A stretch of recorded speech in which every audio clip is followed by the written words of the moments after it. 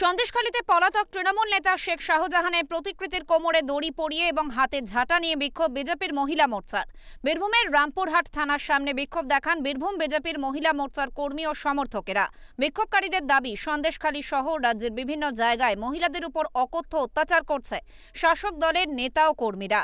মহিলাদের উপর অত্যাচারের প্রতিবাদে এবং দোষীদের গ্রেফতারের দাবিতে এই বিক্ষোভ বিজেপির মহিলা মোর্চার। এই শাহজাহান শেখ তার নেতৃত্বে যেভাবে মেয়েদেরকে তুলে নিয়ে যাওয়া হয়েছে, অত্যাচার করা হয়েছে, তার প্রতিবাদে এখনো পর্যন্ত শুনলাম না মাননীয় মুখ্যমন্ত্রী কোনো কথা বলেছেন। মাননীয় মুখ্যমন্ত্রী এখনো পর্যন্ত কোনো সেই সন্দেশখালী মেয়েদের সঙ্গে দেখা করতে যাননি। তারপরে এখনো পর্যন্ত শাহজাহান মানে নিশ্চিন্তে ঘুরে বেড়াচ্ছে।